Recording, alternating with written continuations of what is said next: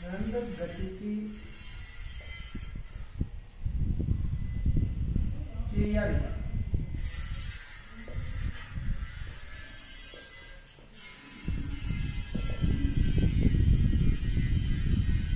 रंध्र गतिकी क्रियाविधि में क्या होती है?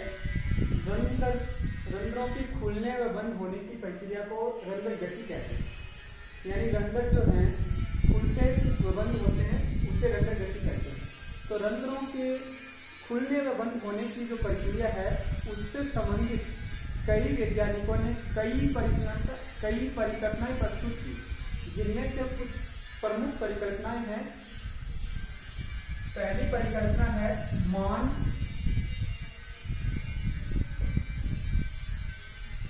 शर्करा परिकल्पना।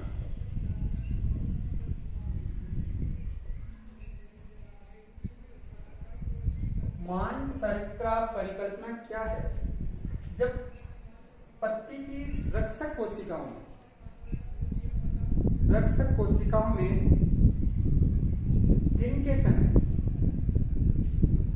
CO2 की कमी हो जाती है,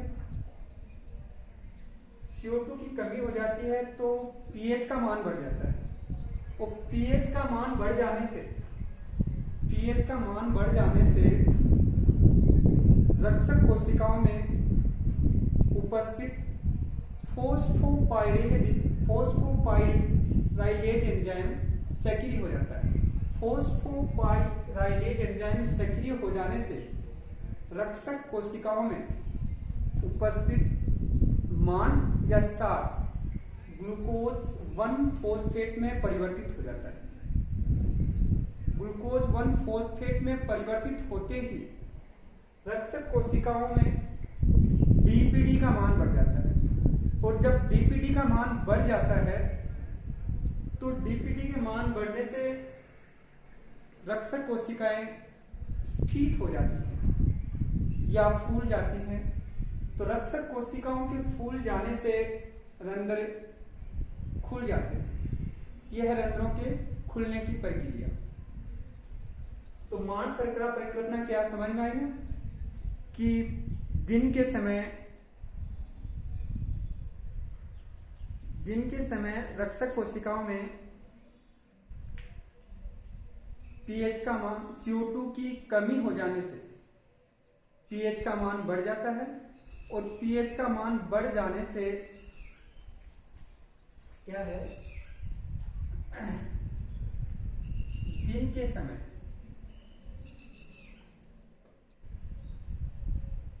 रक्षक कोशिकाओं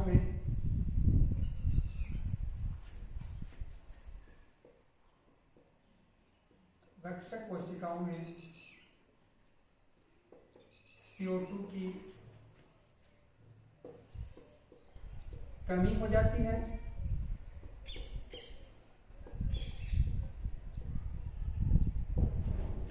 जिससे रक्षक कोशिकाओं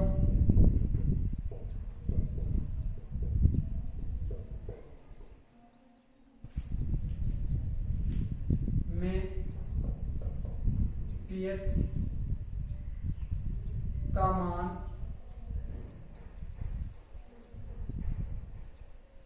बढ़ जाता है।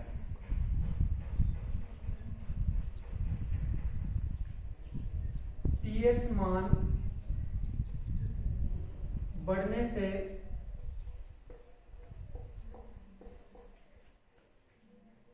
रक्षक कोशिकाओं में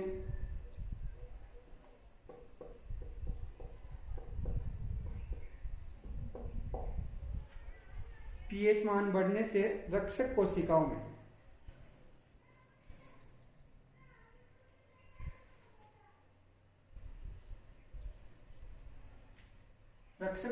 में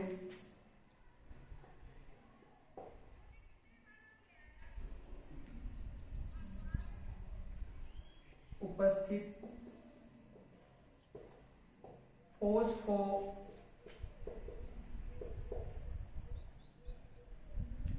रक्षक कोशिकाओं में उपस्थित फोस्फोराइलेज एंजाइम राइलेज एंजाइम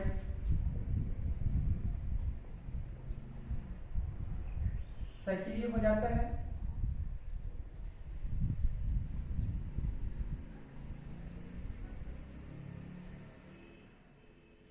जिससे रक्षक कोशिकाओं में उपस्थित कोशिकाओं में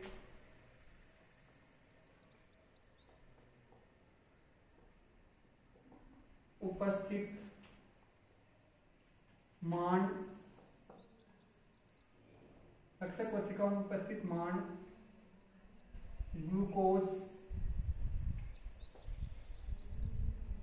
1-फॉस्फेट में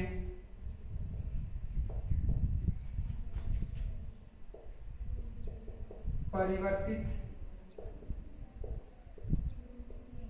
हो जाता है,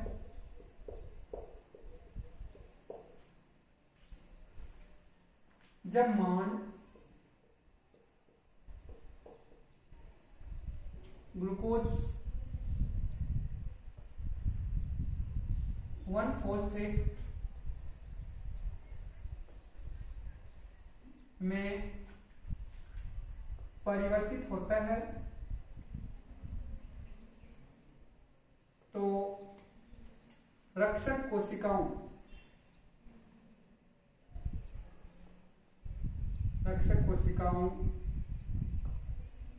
में डीपीडी का मान तो रक्षक कोशिकाओं में डीपीडी का मान बढ़ जाता है, डीपीडी का मान बढ़ जाता है, जिससे रक्षक कोशिका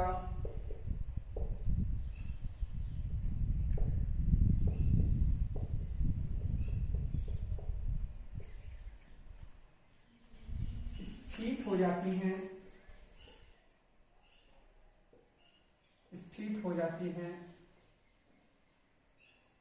या फूल जाती हैं,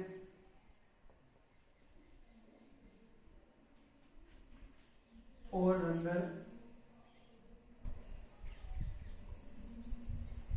खुल जाते हैं।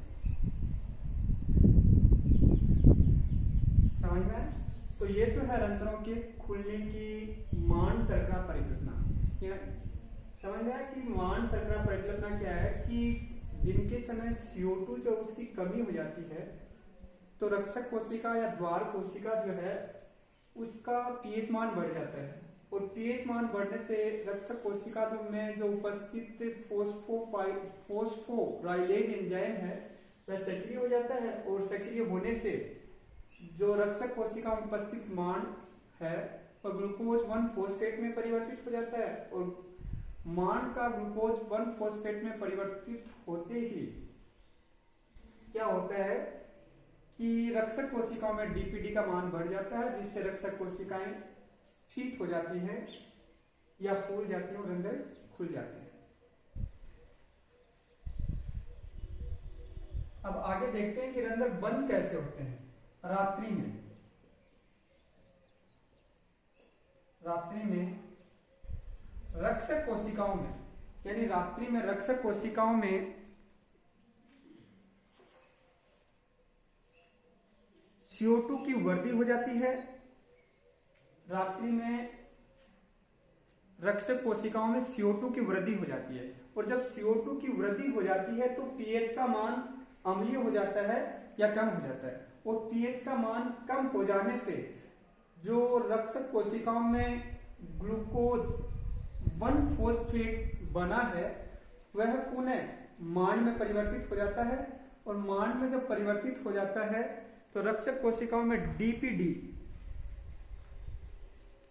का मान कम हो जाता है, और डीपीडी का मान कम हो जाने से जो कोशिका है वह सलत हो जाती है या पिचक जाती है, जिससे रंध्र क्या हो जाते हैं, बंद हो जाते हैं।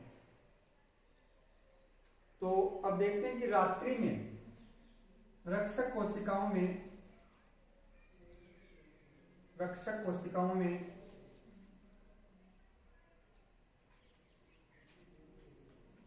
CO2 की वृद्धि हो जाती है,